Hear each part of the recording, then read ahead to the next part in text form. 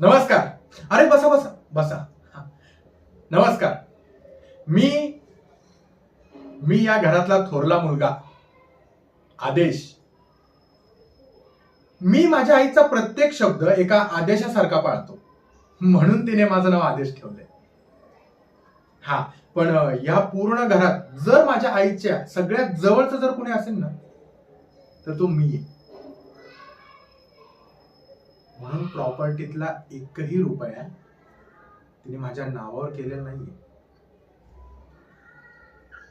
हा, असतील तिच्या माझ्याकडून काही अपेक्षा की मी स्वतःच्या पायावर मोठं व्हावं, स्वतः कमवावं, स्वतः काहीतरी करून दाखवावं. बरोबर ना? बरोबर. एनिवेज, हा, पण जेव्हा केव्हा तिला माझी गरज लागेल ना, तेव्हा सगळ्यात पहिला ती मला हाक मारते. आणि जेव्हा मला तिची गरज असते तेव्हा ती बिझी असते.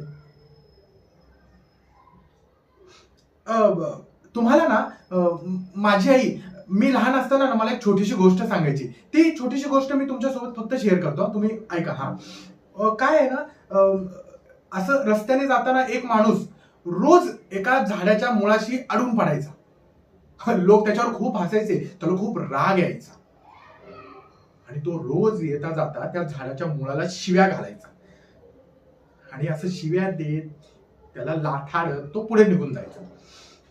आणि असंच काही दिवस चाललेलं असताना एक दिवस त्याच्या लक्षात आलं की त्या झाडाचं मूळ असं रस्त्यातून अलगद बाजूला झालंय आणि वाट मोकळी झाली. आता याच्यातलं तात्पर्य कळलं का तुम्हाला? की तात्पर्य असं आहे की शिव्याशाप न करता, शस्त्रांचा वापर न करता, हाणामाऱ्या न करता सुद्धा आपल्या आडवी येणारी एखादी वस्तू, एखादी व्यक्ती आपण अशी अलगद बाजूला करू शकतो. आता तुम्ही म्हणाल की ही गोष्ट तुम्ही आम्हाला का सांगताय? बरोबर आहे, तुम्हाला काही माहितीच नाहीये ना, पण तरी तुम्हाला सांगतो. माझ्याही वाटेत एक आडवं झाड आले आणि तुम्हाला माहितीये ते ते आडवं झाड कोण आहे? एनी केसेस, तुम्ही मॅडम, तुम्ही तुम्ही मी सांगतो. माझी आई. माझी आई माझ्या वाटेत आलेलं एक आडवं झाड आहे आणि तिला कसं साईडला करायचं हे मला चांगलंच माहिती.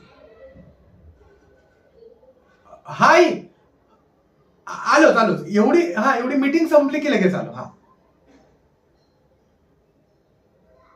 आलोच. माझ्या वाटेतलं आडवं झाड बाजूला करून येतो. धन्यवाद.